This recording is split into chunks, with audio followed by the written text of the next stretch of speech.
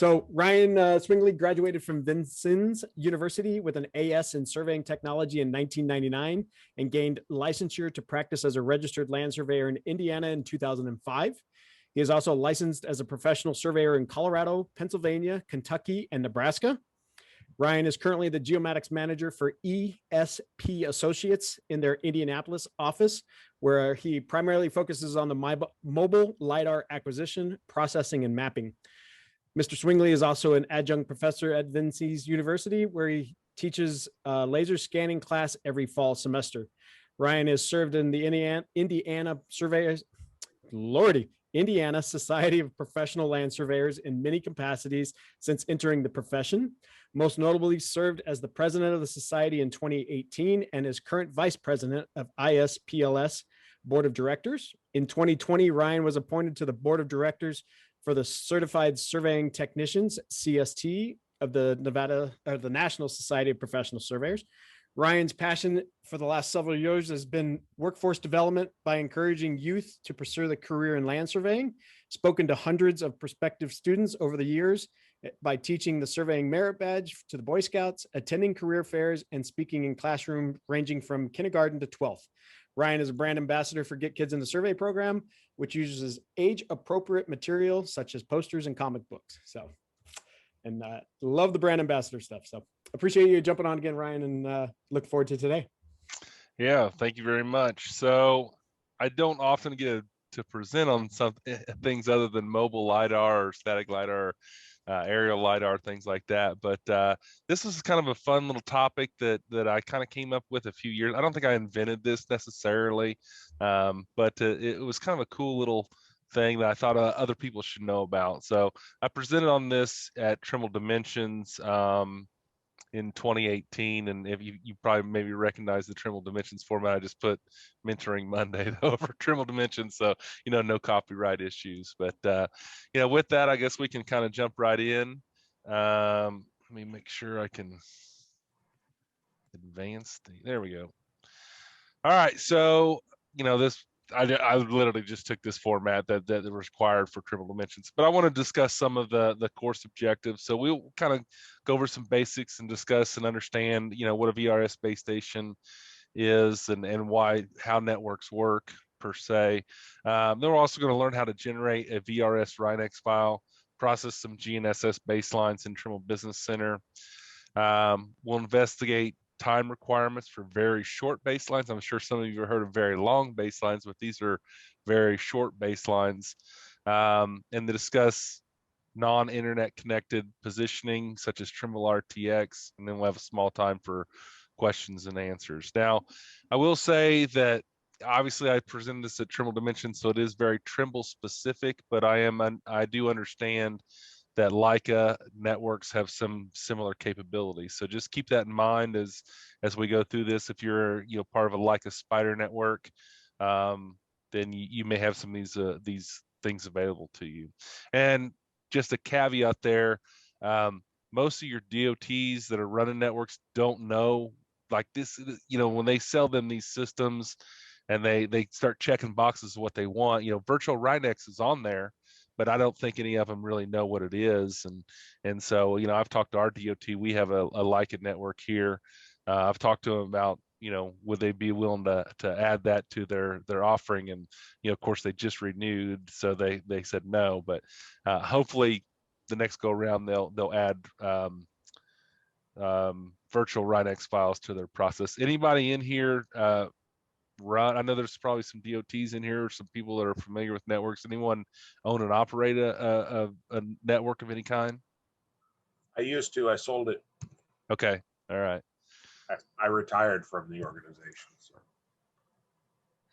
All right. So, several years ago, I was doing a presentation on how to QA/QC mobile LiDAR, and about halfway through, I got some hands coming up asking me what mobile LiDAR was. So I learned that we've got to talk about some basics before we dive in here. So I'm sure a lot of us know what a virtual reference station is, or a virtual reference network, but a VRS network, a spider network, any network RTK is really a series of base stations that are working in unison in some capacity.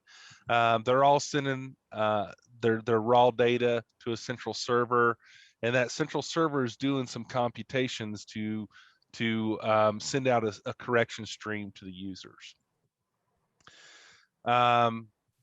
So the basics is they're all made up of physical base stations, that those base stations observe the orbit and the tropospheric and ionospheric delays of the satellites in space. And the reason that that's important, and some of the younger ones may not understand where this came from, but in the early days of RTK, there was only so much distance that we could cover. Some limitations were always radio, but we also had distance limitations because a satellite, once we kind of got beyond 12, 15, 20 miles, the satellites were seeing different ionospheric and tropospheric delay. So what is ionosphere and troposphere? It's a layer of atmosphere that's going to cause signal delay. And so, everything in GPS is about timing. And when we get that delay from one position to the other, it could be milliseconds, but that delay is going to cause error, and we get scaling error based on the length of baseline. So what a VRS network does is it takes a VRS network, a spider network, they all pretty much do the same thing. What they do is those receivers will take and they will capture that ionosphere and tropospheric delay, and between three stations that you fit within, it's going to create that model of that delay. So when you dial into a network, at least on a Trimble network, you're going to send your position to the server. That server is going to calculate the ionospheric and tropospheric delay model between the three base stations that you're closest to, and it's going to provide a correction to you. And I akin that correction is to a temperature correction to a steel tape. We used to have to do that in school. Luckily, I never had to do it in the real world, but we used to have to take and calculate how much that tape is going to either contract or expand based on the ambient temperature. So that's the best way I can tell you that a network is doing for you, is it's telling you how much to expand or how much the ionospheric and tropospheric delay is expanding and contracting your baseline. On a Trimble network, again, the user sends their NEMA position to the server. I think on a Lycan network, the Lycan network sends you all the data from the base station, from all the base stations, and lets your rover kind of do the computation power. They call that server fat and server thin. So server fat solution would be more the Trimble solution. A server thin solution would be, it's rover fat or rover thin solution. Rover thin is all the computational powers happen at the server level. A rover fat is all the computations are happening at the rover. So again, the central server computes a VRS base station, a virtual base station based on your position within that network. And what that does for you is it minimizes parts per million error by acting as if a base station is physically standing right next to you. So you're measuring baselines this long. Now, for those of us that have taken real-time data and put it into Trimble Business Center, we know that that's kind of how they've marketed it more than what's actually happening. And again, that's where I said, you talk about that temperature style corrections to a steel tape. It's really applying a scalar to your vector to mitigate that parts per million error. So we all love RTK. We all love network RTK, but it requires bidirectional communication. So, there's cell coverage maps out there. We've probably all looked at them. And, that's a pie in the sky scenario. And sometimes we get into situations where we don't always have cell coverage. And typically, no data means no RTK. And no RTK means no work unless you want to break out the gun or, do some other methods. But, there are other positioning methods that we can use. And I hope that you guys find value in the one that I'm presenting here. Because to me, time is money and we need fast acquisition. That's definitely true in the static scanning world and really any positioning for that matter. Otherwise, if time was not an issue, everyone would still be doing static networks and not using RTK.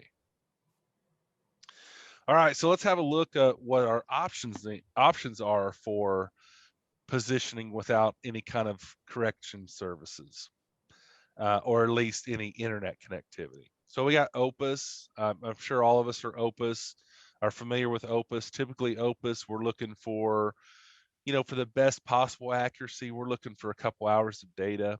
Opus Rapid, I think you can get by with 15 minutes of data. Trimble Centerpoint, I've not used Centerpoint a lot, but I do believe they require 2 hours of data, as I believe. And for those who are not familiar with Trimble Centerpoint, what it's really doing is using some geostationary satellites. It's really what OmniStar is and still is, and what they've taken over, what Trimble's taken over. But it's some geostationary satellites that are getting communication from these central servers on where we're getting delay, and from ground observations on where we're getting delay, and it's sending those corrections to you via satellite. And so you can wouldn't necessarily consider it true autonomous positioning, but it's pretty close, because we still do have that interaction between the physical base stations on the ground. And so Centerpoint RTX and Trimble RTX. Centerpoint RTX is really just a post-processing format, and RTX is a real-time format. When RTX first came on board, I think you were still looking at 20 to 30 minutes of convergent time before you could go out and work. And now with RTX Fast, you can converge in 2 minutes. So it's just as good, just as quick as an RTK fix. And the fourth method is kind of something that, like I said, I don't think I really invented this, but kind of coined the term micro networks. It's just a post-processed, very short baseline using virtually generated RINEX files. All right, so this kind of goes over some of those numbers. 15 minutes minimum data for Opus, 60 minutes for Centerpoint RTX. RTX Fast, short convergence time, but you're looking at 4 centimeters of accuracy.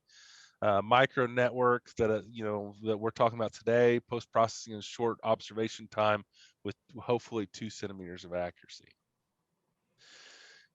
All right, so talk about how we kind of came up with this. And I'd love to tell you that it was some challenging issue that we had to solve and we had an epiphany, but the reality is this was born for us out of absolute pure laziness. And so I grew up in a small town, Selma, Indiana, which is right adjacent to Muncie, Indiana, where Garfield was the creator of Garfield lives. So I had to incorporate Garfield. And everyone knows Garfield is being lazy, so perfect way for us to put it in there. And so it really, like I said, it happened for us out of pure laziness and miscommunication. I mean, the ways that you don't want to solve problems, or you're creating problems for yourself, so to speak. So I'll tell a couple stories on how that happened. So on the mobile mapping side of things, typically we would run a physical base station, and it seemed inevitable that the crew forgot to download the base station, and they'd take off and they'd be down the road with the base station. Then they'd have to email it to me or whatever, and it would always slow me down. So I kind of had, through my time in mobile mapping and my connections with Trimble, I had gotten to know a girl in the Netherlands that had been doing this, had been downloading a physical base or a virtual base station at her scan truck's position and processing a very short baseline, and then just going doing her work like she normally would. And so when things, about the third time the crew forgot to download the base station, I started looking for alternate solutions, and this is what I landed on. Second story would be, I had a crew, we were doing a route survey for a power utility, and we were in kind of a challenging environment as far as cell coverage goes. So it's like, I went out, I met him in the field. I was like, look, here's what we're going to do. We're going to set up a base station. We're going to log data, static data at the base station. We're going to set up your base radio. We're going to have RTK, a radio RTK solution. And then you can also dial into the network. So the workflow was dial in the network. If you can't get connected, connect to your RTK base station. If you can't get connected there, then go ahead and log static data. That worked fine while I was on site. When I wasn't on site, we were no longer logging data at the base station. So he comes to me, he gives me some static files, and I'm like, well, where's the base data? He's like, oh, I don't know. So again, it was kind of a level of miscommunication. So I started using this technique there. And then another, the third story was we ran into a situation where we were doing some static scanning for substations. And again, we need to set our own control. And we ran into cell coverage problems. So I'm like, go ahead and log some data. Gave some instructions on how to log. And then, we processed the data with no problems whatsoever. And at that point, I was hooked. And, that's when I decided I wanted to kind of share this method. So the concept is pretty simple. So within any VRS network or Spider network, as long as they have the capabilities to log virtual RINEX, we can create a physical, a base station as if a physical base was sitting there for any latitude, longitude, and ellipsoid height that is within the network. So what's beautiful about that is the data is pristine, right? There's no cycle slips in it. There's no tree canopy issues. It's a pristine RINEX file. And so what we'll do is, what I typically do was, like in the instance of our mobile system, I get an autonomous latitude and longitude, longitude, and height of our first static position. And I would take that and feed that into Trimble's VRS network, and then I would get a RINEX file. I would tell it the time sequence that I wanted, get a RINEX file. So basically the idea was, here's my truck sitting here, my rover antenna, my truck. I'm computing a base station right here where that truck is. But again, this was an autonomous position. So when I processed the baseline, the truck would move over here to its corrected position, just based on, those files that we downloaded. Anyway, this is all happens either in POSPAC for the trajectory processing, or in Trimble Business Center, or again, like a Spider network or whatever. They're like I don't know what their processing software is. So, we talked about this a little bit earlier about the effects of the ionospheric and tropospheric delay, and what that means for observation times for both static and RTK. So the reason that we have to sit longer for static is really to see how this ionospheric and tropospheric delay is impacting the measurements. So if you've ever done static data, and the longer you go, the longer you have to sit, because you need to see those satellite, that delay in how this satellite goes from this receiver, and then that satellite comes to this receiver. So this kind of mitigates a lot of that. So again, here's how RTK works. We have a series of reference stations logging all this information. A receiver dials into the network, sends a NEMA string of its position, and then an RTCM or RCMR plus correction stream goes out to the user. So here's an idea. These are a little bit dated, but here's an idea of kind of what the Trimble VRS Now network looks like currently. We have a decent network here in Indiana. How that network was started by a Trimble dealer, Seiler Instrument, that eventually turned the network over. But there are other DOTs that are running their own networks that are Trimble uses a product called Trimble Pivot, and that's where we download these files from. And so a lot of the DOTs are also running their own Trimble Pivot networks. So you've got, for instance, our corporate office is in North Carolina. I can download these RINEX files in North Carolina. Ironically, South Carolina also has a Trimble network, but they elected not to check that option box to allow RINEX files or virtual RINEX files to be downloaded. So we're kind of screwed there. We end up having to set physical base stations. But I'm kind of in the process of informing them what that can do for them. Where this is really nice is when we're doing airborne LiDAR and things like that, where we don't want to really mess with setting physical base stations. And if you work in an area where crime is really an issue, that obviously you guys know the value of dialing into a network. Again, this was an international convention, Trimble Dimensions, so I did throw in some components of what the networks look like in Europe. You can see the Europe networks are very consistent and very dense. And then this is Australia. the eastern or the eastern coast of Australia there is very, very heavy populated with base stations. All right, so we need some setup here to do this correctly. So really the way that you do it is to set up a fast static survey style. We're going to set our logging interval to 1 second, and then you can set a desired time of occupation. Although I think the defaults by Trimble, like the minimum is 5 minutes. So we're going to be accepting these shots way before 5 minutes time.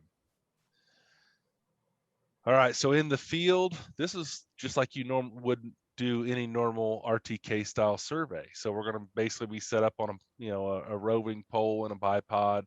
We're going to go about our normal methods, and I will preface this that most of the time I'm doing mobile LiDAR targets out in the wide open.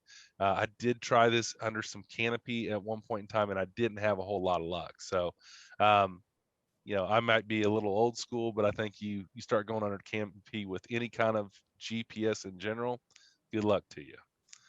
I don't care. I'm sure your unit's telling you get fixed, but hey, that's on you. That's between you and the LS. And I'll go back to, I saw a post on the field crew, and a guy had topoed a stockpile under a canvas like salt barn.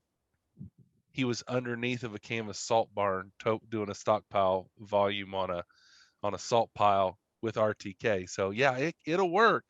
And his post said, "Don't tell my boss." And I posted, I said, if I was your boss, I would know, because I'm going to check that data and I'm going to throw it in Google Earth. I would know exactly what's going on. So all right, so to test conventional wisdom on occupation times, we needed to have some sort of baseline.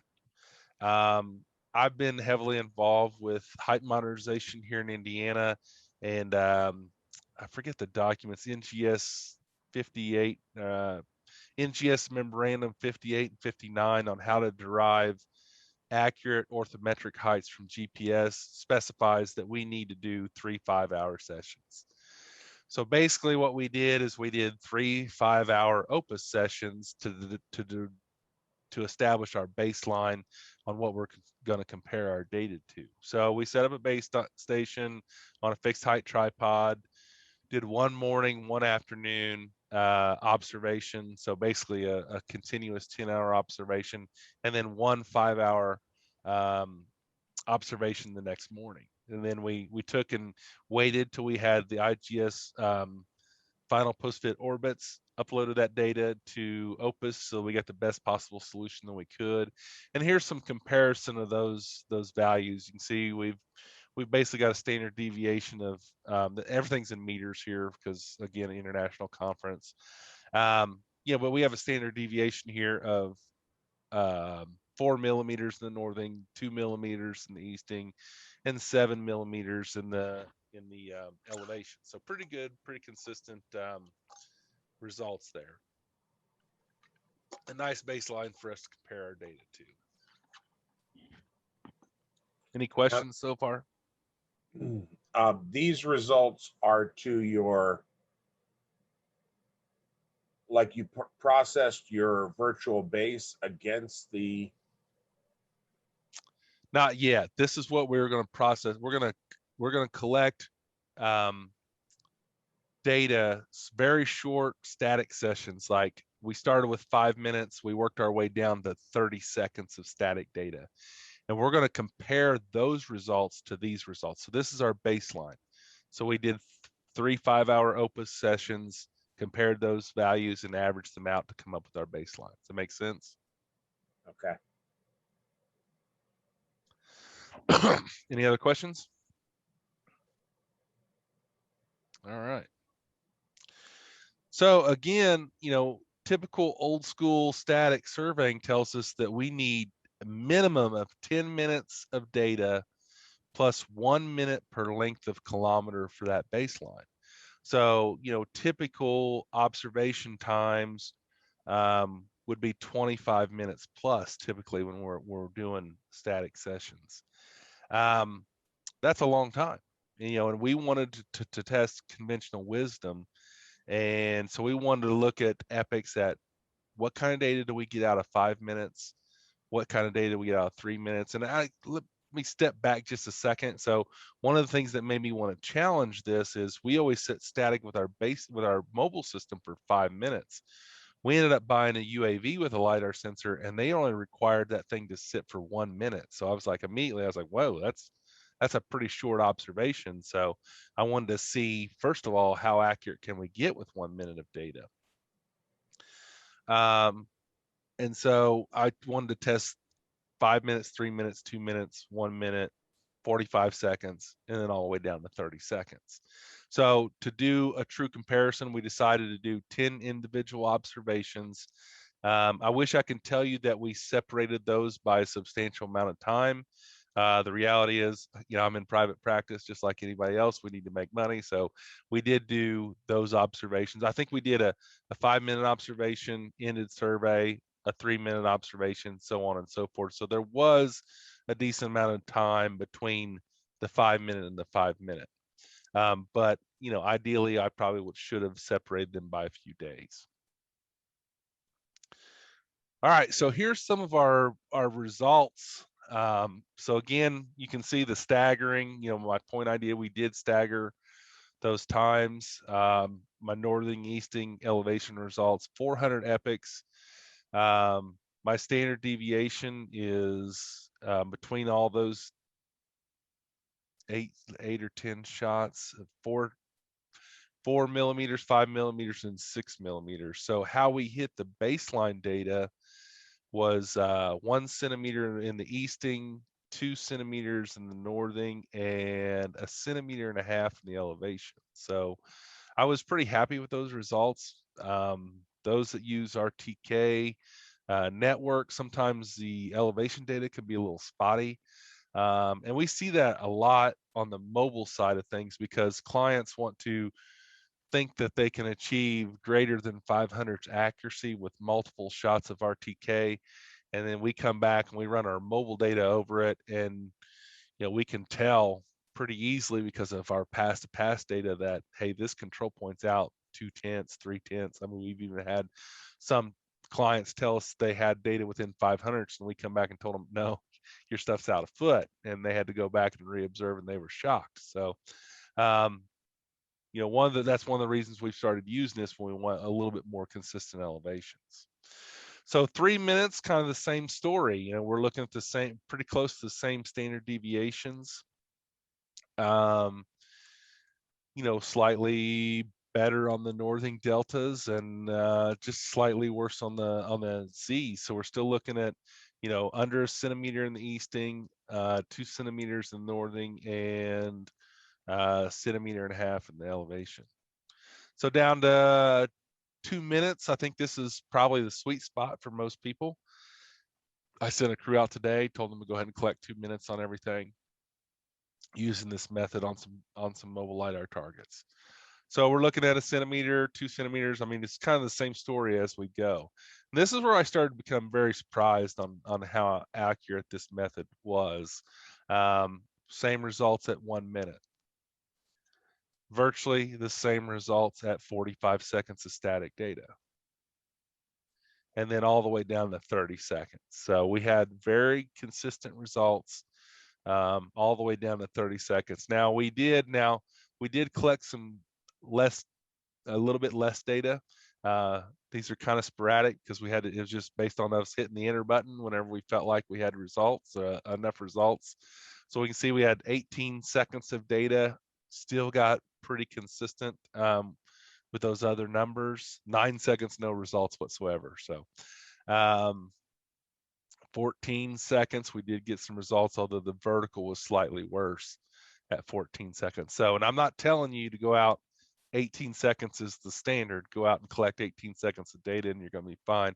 I really like the 1 or 2 minutes. If I'm in a pinch, I'll collect 45 seconds.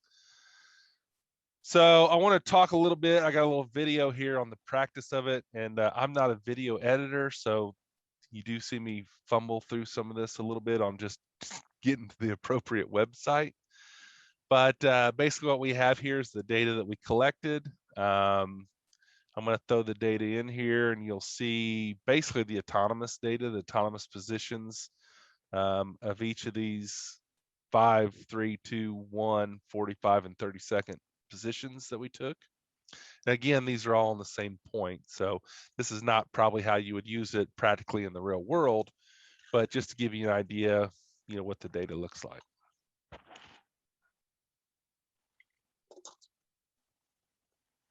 So now I'm bringing in the T02 file. I've learned a little bit about the way things are stored.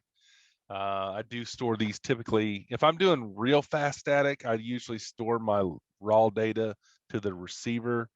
For this method, I usually just store it right to the data collector just because it's quick. All right, so here's all of our information in here.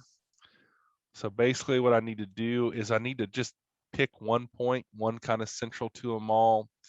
And then I can use the latitude and longitude and ellipsoidal height information here to populate where I want my base station in Trimble VRSnow.us. So this is where I kind of fumble through which website I'm going to.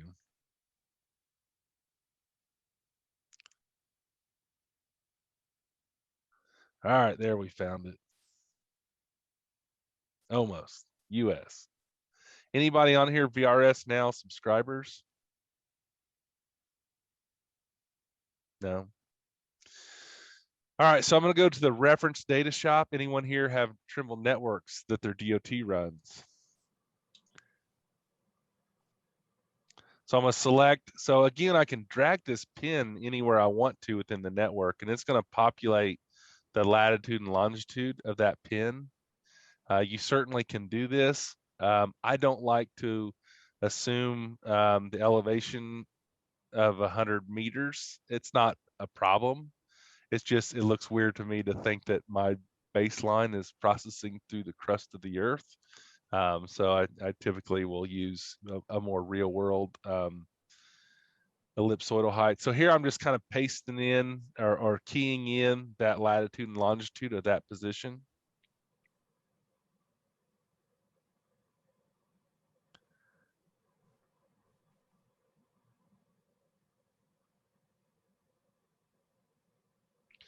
So this is really riveting television here. Watch me key in numbers.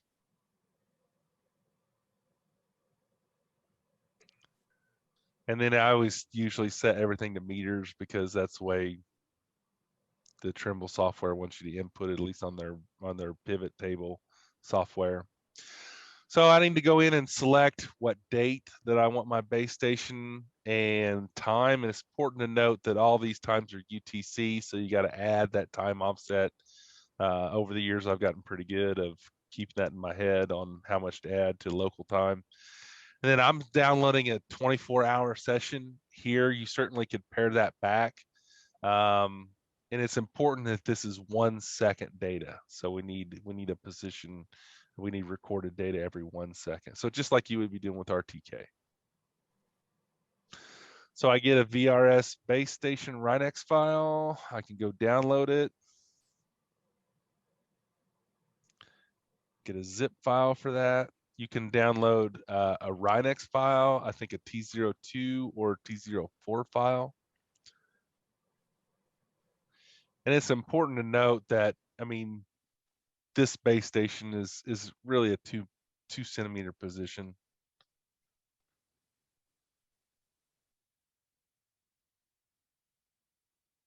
So I'm going to unzip my file.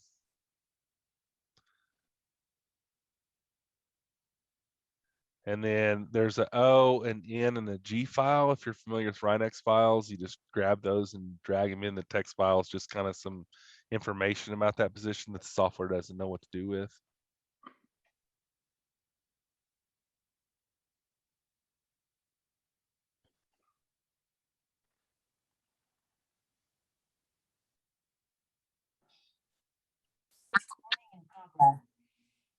What was that? I just added about 4 people into the meeting from the waiting room. Okay. So sorry for the holdup on getting you folks in. I just saw that pop up. All right, so we're going to check this file in to, and then we see our vectors to all of those. And it's important to note like how short of a distance this is. So I go in and measure. I mean, this could be, you could be thinking you're looking at a mile network, but this is a series of points. It's only about currently 7 meters apart. In reality, that's because they're 7 meters apart based on their autonomous position. In reality, these are all the exact same point. Okay, so I show, you know, 3-dimensionally how different they are just based on the autonomous position alone.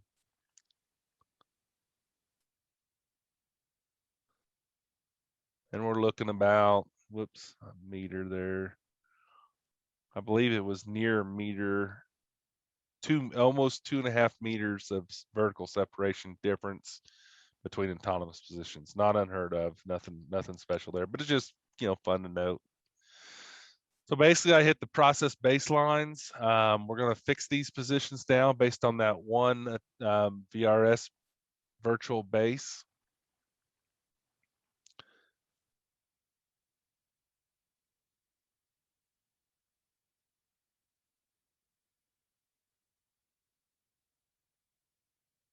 All right, and through the time and magic of television, they're almost near complete.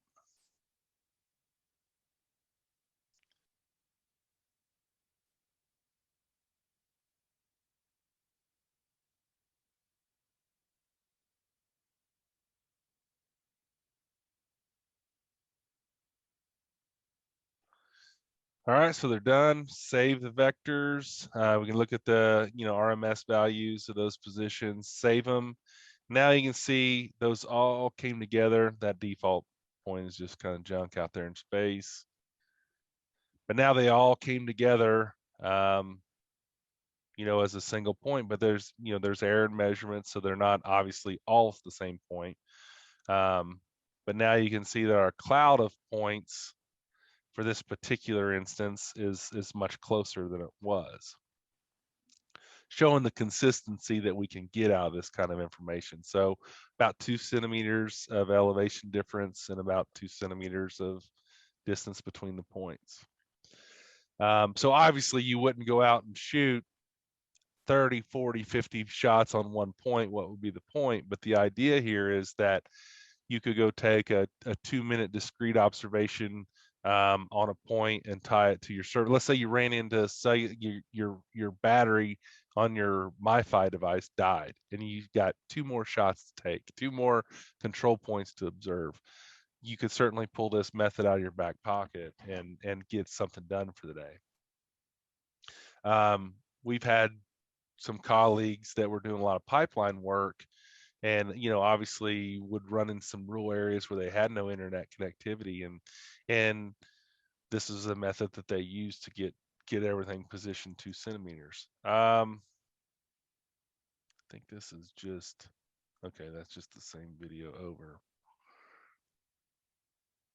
All right, so I went through, you know, I've learned my lesson over the years. When I tried to play that video at Trimble Dimensions, it did not play. And so I had some backup slides showing us how to go through the methods. Again, we're going to go through reference data shop. We're going to input our position. We're going to import the timetable that we need, just like you would if you're downloading a physical base station. And then we'll download that data. It's going to generate.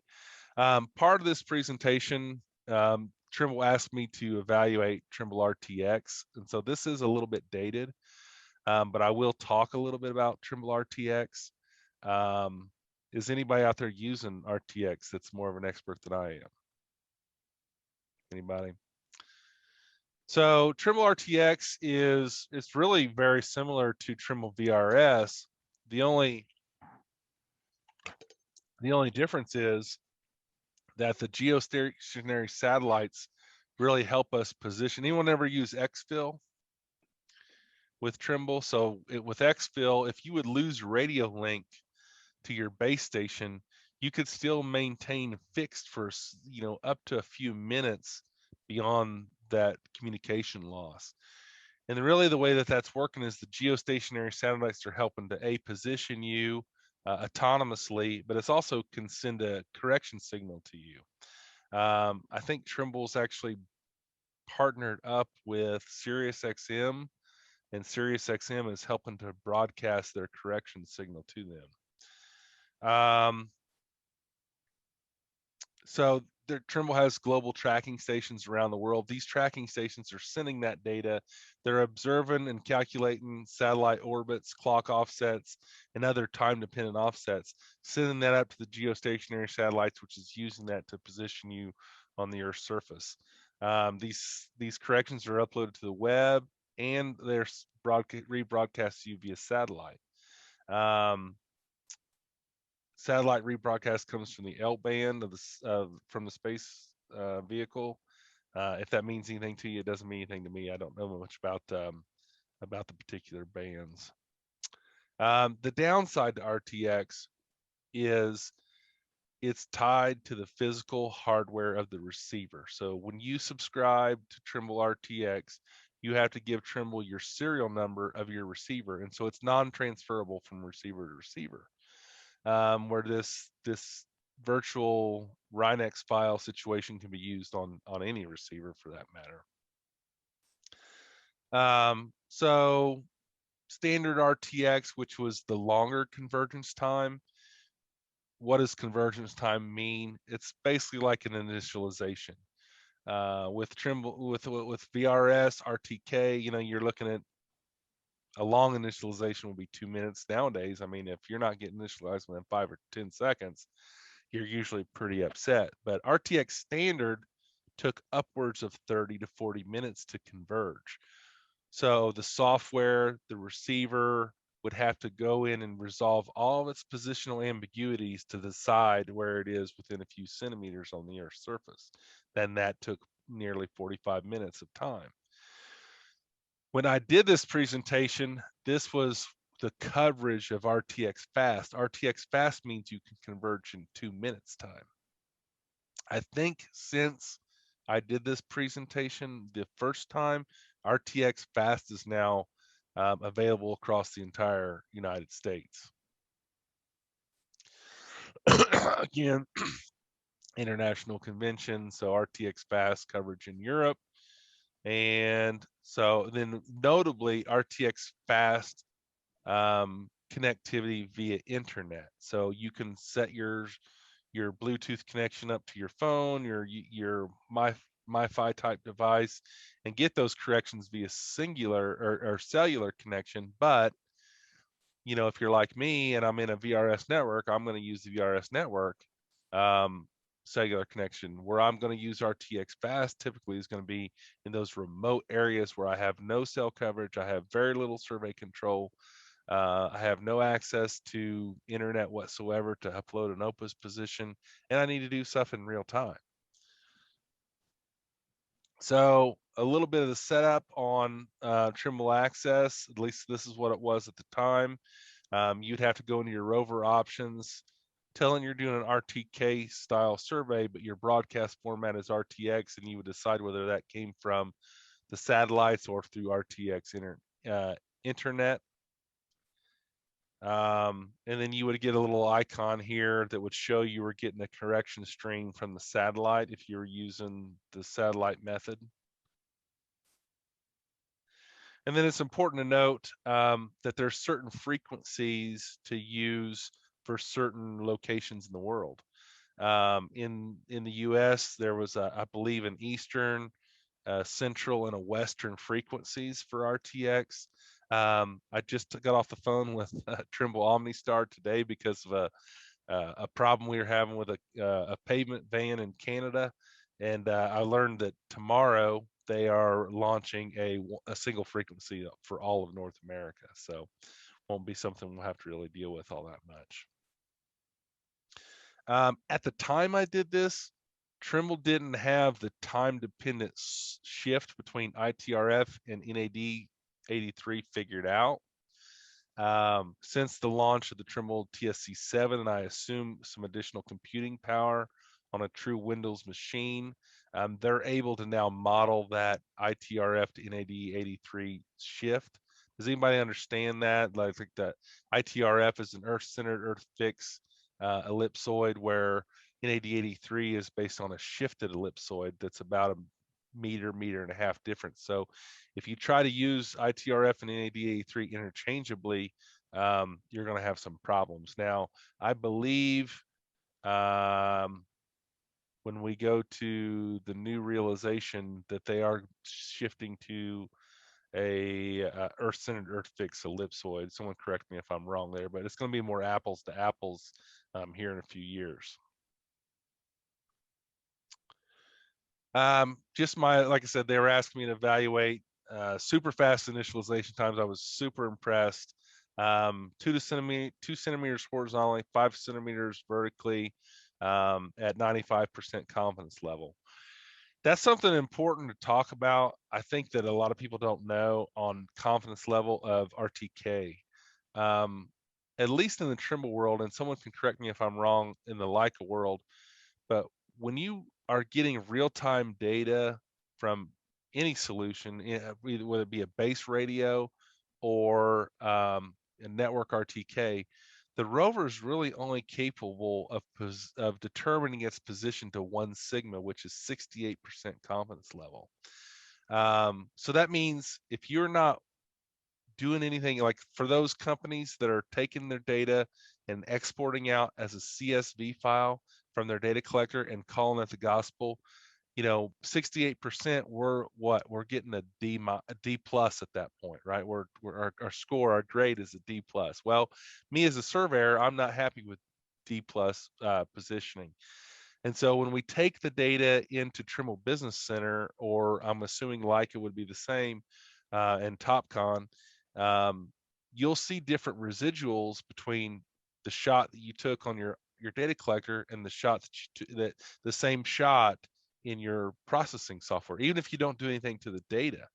I'm not sure what the real reason is, if it's whether that computer is able to harness some other information the data collector is not. But once you take your data into a Trimble Business Center type product or a post-processing software product, that data gets upgraded to a 2 sigma solution, which is 95% confidence level. Does that mean that none of your shots are going to be bad? Hell no. But it does mean that you're harnessing a little bit more of the positioning power.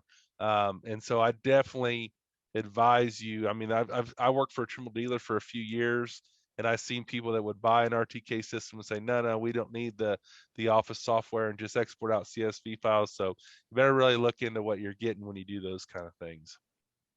Hey, Ryan, I would suggest a slight change in the vocabulary. The data is not being upgraded to 2 centimeters. Your results being reported are at the 95% level and 2 sigma level rather than 1 sigma. Why is that? I mean, do you have any insight to why? Yeah, because 1 sigma is not enough, right? It's not what we're looking for.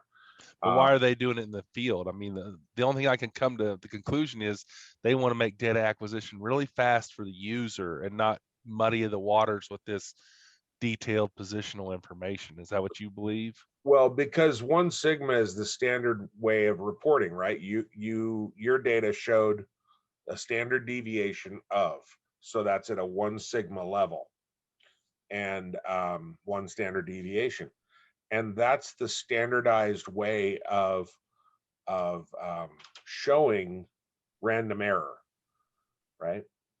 But that's not satisfactory for the work that we're doing. And so specifications, like whatever specifications are out there, are looking to report things at the 2 sigma confidence level, so 95% confidence level. Why do they have it on the data collector?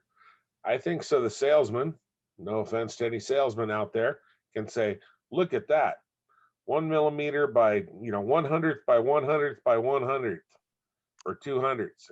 Isn't that great? When really it's plus or minus 2 by 2 by 4 at, if you're lucky, right? Yeah, right. So is the positional information like the northern eastern elevation on the, and I should have checked this myself, but the northern eastern elevation values on the collector and the computer are exactly the same. It's just the precision values are different. Is that the way you understand it? Right. Your data doesn't get any better by bringing it in unless you're doing additional processing in the office. But what your errors being reported are shown as. Tell you what, I know there's somebody on this call that's a hell of a lot smarter than I am. And if he's still here, he might have snuck away.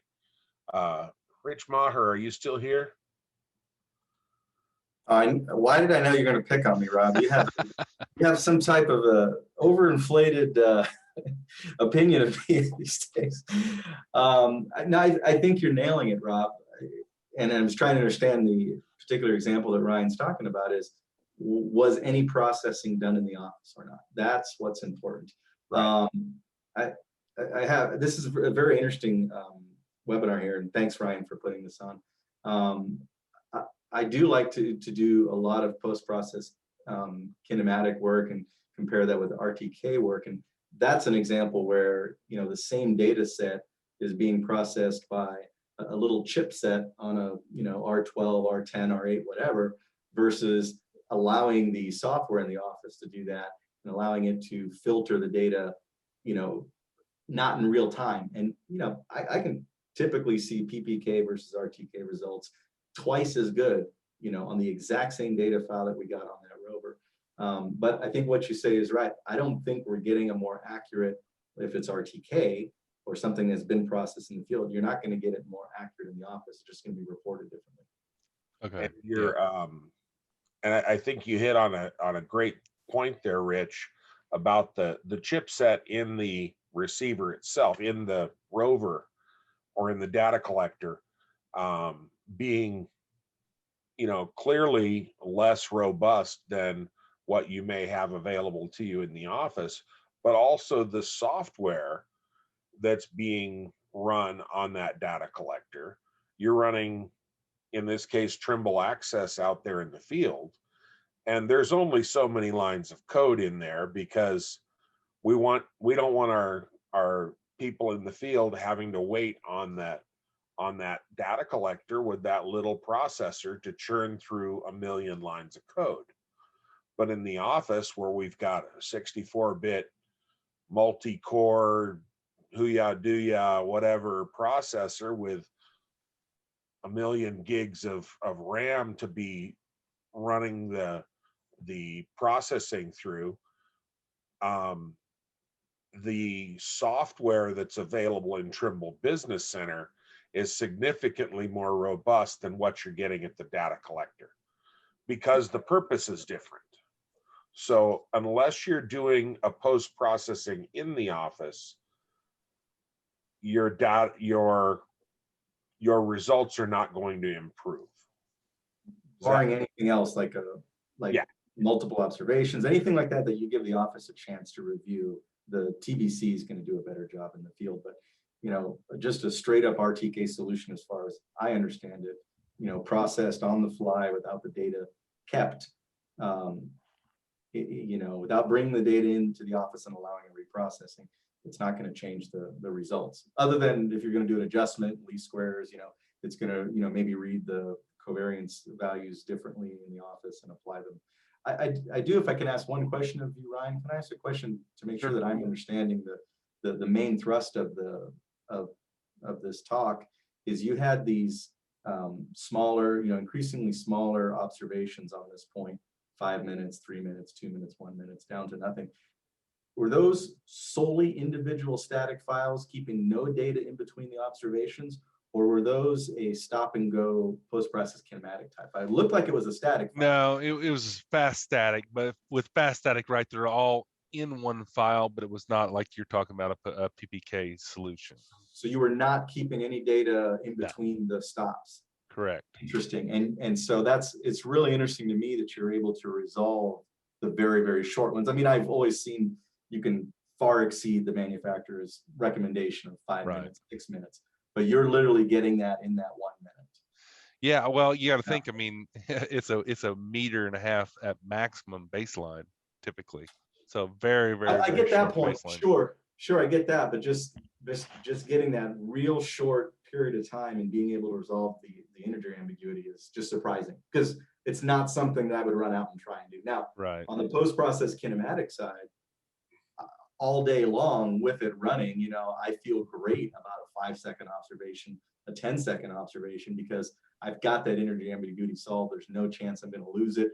The software looks forward, it looks backwards. You know, Sure. Of course, it has that recommendation again, 6-7 minutes. Right. But that's really nice. And you know, just by happenstance on regular static networks, obviously I've noticed, you know, a station turns on early, a station turns on late, and hey, I got a 1 minute, you know, static baseline between 2 points. Of course, I filter them, you know, rip them out and throw them away. I don't really want a 1 minute, but this is very interesting. And thanks for that. I thought I might have missed something. I'm like, well, it looks like you said it fast static. You really yeah. And we've done it. I mean, you can turn the receiver completely off in between points if you want individual files. Right. But if you set it up that way, I mean, you could literally go in TBC and see you don't have that data. It's stopping and starting. Right. Absolutely. And so, if I understand, then that is primarily because of the short baseline, because of having the VRS file that you've created that close. Right. I mean, if you went out and set 2 receiver, you remember the old 2 meter initialization bar doing PPK, same concept, right? Very short baseline, very short time to resolve ambiguities, then you can go rove around. Yeah. 2 meter, hell, it was like a decimeter. Or no, that's what I meant. Yeah, I mean, they're what, half a meter maybe. Yeah. If that. Very interesting. Okay, that's interesting. Yeah, I've never been a big fan, not for any strong reason, whatever. I've never used the VRS. First time I started realizing I was getting base stations that weren't really a point, I turned that off, and so. But that's really interesting. I think that was to dig down the weeds. I really think that was a marketing issue with Trimble, because you know, we have a Leica network in Indiana solely for the reason of what you just said. Our DOT director at the time didn't feel like it was admissible in court that we have some virtually created base station. But if you really look at the data, so there's 2 options, right? You can store positions, which I do not recommend, and you can store vectors. And if you store vectors, you still see the physical vector coming from the physical baseline. Absolutely. But like I said, I mean, that's the best I can say is that steel tape correction, temperature correction style that's scaling that vector based on that information that it's getting from the system. That's just a hunch. I mean, I don't know that for a fact. I've talked to some Trimble people off the cuff, and they've kind of said, yeah, you're right. But I mean, I don't have the science to necessarily back that up. But that's what I think's happening. And I've tested it, you know, so to be confident with it enough that, and that's what I recommend to everyone. If you're going to, you know, buy equipment, you're going to test equipment. I mean, test the crap out of it. I mean, test it till you are confident in it. And you know, do not take, and I've said this on several webinars, do not take the salesman's word for it. Because if you do, you probably ought to be turned into the board of registration if you're taking the salesman's word for it. So, because I've played in both those sandboxes, and I know they're just trying to make a sale. Yeah, and for any of our non-licensed people on here, if you want to try something like this, really talk to your person in responsible charge and get them to watch this video. Yeah, absolutely. So they can have a grasp of what it is you're trying to accomplish, and you know, keep them in the loop. It's their license that's on the line for the things that might go sideways on you in the field. So yeah, and again, I mean, I've not seen this work in the woods, and I mean, Richard, I'd be curious of how you feel about you know, taking a GPS rover in the woods, what we're seeing all the time, or under a canvas salt barn canopy. No, I'm not really a fan of that. Back to this method, it's just really unique and interesting to me. One of the reasons I wasn't really sold on the VRS idea is that producing that, you know, that virtual station, or even in this case, which is, this idea is new to me, producing this virtual reference file on the fly for anywhere. The information that goes into creating that, because remember, this is like you described, this is really a solution looking at the errors of these outside stations. And it's almost, I think of it like I tell people it's like a DTM. You know, if it's off a foot here, it's off a half a foot here, it's 3/4 in the middle, you get a couple more, and it kind of is a DTM solution. Like where do you sit in there? A DTM of error in a sense. Right. And so even creating that file, I mean, it is working from out here. So one thing I would really think hard about is that I think the error, and that's why you said you've got the vector back to it and you get the same solution with time, in this case without time, but like it's not truly you're that close to it and the error suddenly disappears and it's a perfect solution. Right. Even creating that still has the error from the reference stations themselves. It just appears to be a smaller error, but I honestly am going to have to think and ask and look, because I do not understand how it can resolve so quickly, so short from something that was created from there anyways, and it can't do it from the same data set this way. I mean, it does it it does it on the RTK level, of course, because we have that bidirectional communication. But how can this do this on solving the integer ambiguity just because the file is nearby? I don't get it, honestly. Well, you know, again, you got to think we've the RINEX file, as if a physical base station was sitting there observing all the satellites. They're the 3 outside stations. So again, the base station itself is only going to be good at 2 centimeters, right? There's no pretending that everything is in a perfect. You can't get rid of error in any measurement. You know that.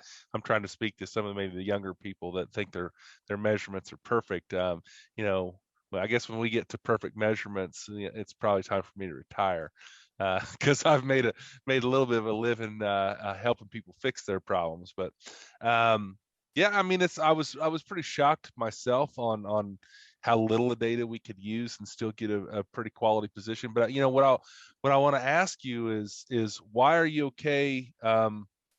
It's been a long time since I've done PPK, but why are you okay with a 5-minute fixed position with PPK and then roving around and taking 5 seconds of data, and then you maybe question some of this method?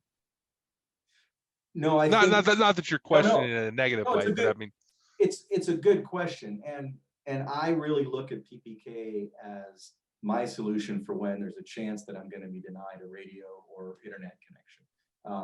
Usually internet, mostly these days. I'm not setting up base stations, but that gives me the ability to. So again, there's a third idea there too. So it gives me the ability to know that I can lose and still use the same process I'm using for RTK and do quick collections. I wouldn't have to go in the office and create these virtual base stations. And this is an interesting idea. Yeah. What you're talking about with these virtual base stations, I think, is you would actually create multiple virtual base stations around your project near the points you're collecting. Okay. Correct. So what I've tried to talk to Trimble into doing is just creating a web utility where you upload your file to it, and then they would just download them all for you and then send you. You know, I don't want them to send me the positions. I want them to just give me the data and me do it myself. But that was the direction I was heading with Trimble. And I assume that you've checked with this very same small data files to the nearest station that was in this VRS, this network. I'm sorry, the network that you did it. And you can't process with the very short ones back to one of those stations?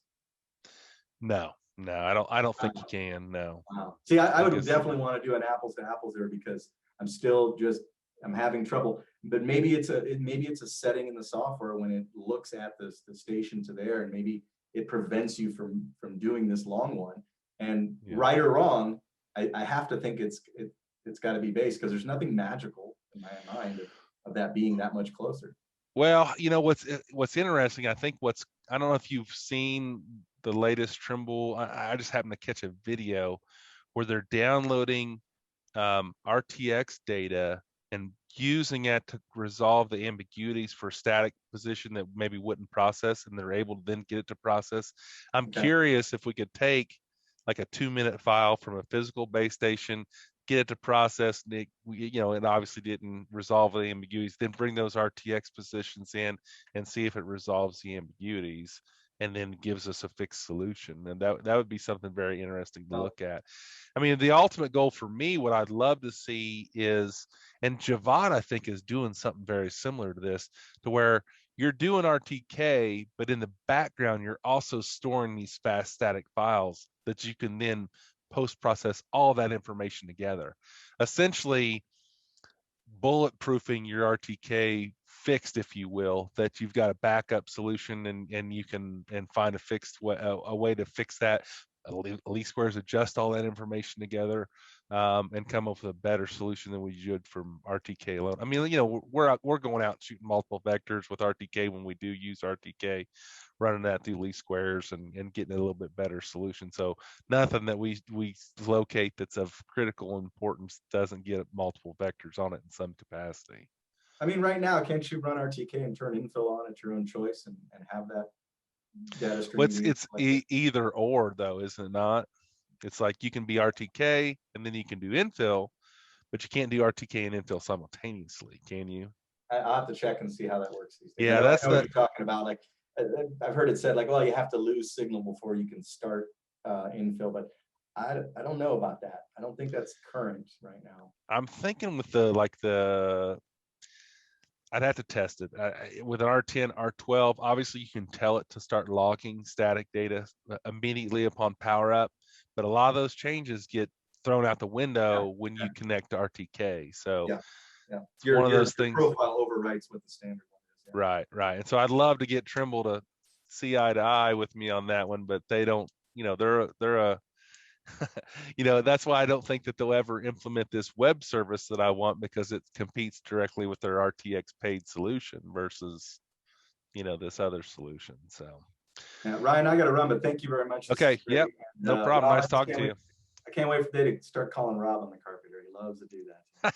Make it easier about it. So back to this, quick information on the RTX, and then we took several shots with the RTX, compare it to the baseline data that we had. We had a bias because, again, RTX is working on ITRF and not NAD83, so that bias was somewhere around a decimeter northing and easting, and then 2 centimeters vertically, which was pretty good. So prior to, and this was just one epic shot, so these were all just a single epic shot with RTX. Here's some deltas with some 300 epic shots versus one epic, really not much difference. And this is prior to the time dependent shift that Trimble Access now does. I just did a vertical calibration, or I think what I did is I went in and created a false northing and easting offset to shift the data back over, just to look at, like, comparatively, I mean, how consistent were these shots, and then they were pretty good. So I think the days of a cell phone in your pocket, giving you broadcast information, the days of RTK, I'm not going to say they're coming to an end, because I've seen a lot of people kind of go back to a true base radio RTK because they feel like they get more vertical consistency than using network solutions. So that's pretty much it for me. I'm happy to take any more questions, comments. Anybody can see how they could use this in their daily practice. Licensed people, non-licensed people, anything I can do to help, explain things, just, let me know. Any other questions? Anybody have any questions? Okay. Joe says, thank you for the presentation. Ryan, this was really, really interesting and some high level stuff. Maybe this is over the heads of some of the folks on here, but it is something for them to go back through in the recordings and really chew on and figure out, okay, what does he mean by this, and go to some of our other recordings and find those little tidbits of information, and also to take the initiative to improve themselves and get a copy of maybe Jan Van Sickle's book on GPS for land surveyors, and really get more into the nuts and bolts of what's going on when we're out there doing static or RTK or post-process kinematic. Yeah, I mean, I really hope that you know, the unfortunate part of technology and the ease of use of technologies, we're becoming button pushers a little bit. So I think you always got to be thinking about positional information and how to make it more accurate. You know, how to come up with unique solutions to solve unique problems. So that's kind of where this was born for me. Again, it was born out of pure laziness, but I've shared the information with others that are using it in their daily practice. I mean, I don't think it's their number one positional solution that they're using, but they're using it when they get in those challenging environments, don't have RTK, maybe they didn't have a base to start infill solution. They can get that last shot of the day and have confidence in it. Yeah, back in my youth, I asked one of our old salts, hey, why is it that guy is the one that you're assigning these figure out this new process to? And he flat out said, because he's the laziest guy we have. And I'm like, what? So you're rewarding him? He goes, no, he goes, I can give it to you, I can give it to Joe, I can give it to Tom, and you guys would figure out how to make it work, but he's going to figure out how to make it work so it's the easiest. And I went, okay. So, hey, Danny had his hand up and it looks like he's unmuted. Go ahead, Danny. So Ryan, I was wondering if we're like in the case of infill, if you lose your signal and you take those last two shots, I'm old school, so I like to document anything like that in a field book. Is that a practice? This is kind of going into an age-old question of should you carry a field book? My answer is yes, but I just wanted to see in your dealing with this type of data and different data sets that you get in, do your field guys typically document that in a field book, or is that all in TBC and you just go, oh, that happened here and now I have to deal with that? Yeah, most of the time, again, since we're doing very specific things like mobile LiDAR target measuring, I'll usually say, go out there and use this method or go out there and use that method. So 9 times out of 10, that's never been an issue because they're just going to go out there and use this method or that method. So if I was in a field book, so I don't know if you see me on GeoHolics, I'm not an old school field book guy. Right. I think most things could be done in a data collector, so a simple note to say, hey, shot number 4205, we couldn't get RTK, so we went ahead and shot it as a micro network or whatever terminology you guys coined for it, and so that the user knows that, hey, I need to go download a file for that. Because what the worst thing that could possibly happen is they don't tell you that happened. You dump it in your data and just export it. Now you've got an autonomous position for that we know is absolutely garbage. Right. So yeah, absolutely, if some form of communication, either written or digital, would most certainly need to occur so that didn't happen. Sure. And for me, because I'm kind of in between old school and new school, I like to see things like that in the book because I'm used to it. I may not necessarily look in the data for that note, if you know what I mean. Right. Unless I was told by my field crews, and that's where the hairiness could come in. Yeah, so I mean, I always look at the, if you're using Trimble Business Center, or I would assume any other program would have that, some sort of vectors going to that point. And if I saw a point that didn't have a vector going to it, it would send up a real red flag for me. Right. But yeah, I mean, you'd have to come up with your own method to flag that. Again, I mean, I think the idea for me is it's either two options, right? It's a last minute resort. We just couldn't get a shot with RTK. And let the field guys know, it's not because you couldn't get a shot with RTK because you're in a challenging environment. It's because you lost internet connectivity. Because if you shoot that point, you couldn't get a shot with RTK, and then you log static data, what's the chances that you're going to be able to resolve the ambiguities there? with just static data alone. It's pretty Right. slim. So this is really because you lost internet connectivity. The next solution is, you're in the desert. There's no possible internet connectivity, but you've got a good network around you. This would be a good method for photo control of a large band mapping area. You got to make sure your network's in healthy status. You got to test it. I've lost some points that we just, for whatever reason, we couldn't download static data at the end. It wasn't available to us for whatever reason, and that's shame on me. And we went back out and re-observed it. So it's not foolproof, as no measuring technology is. But I just wanted to present it as a backup option for people. But when Richard, who was here talking about doing PPK a lot, PPK just needs some sort of static file.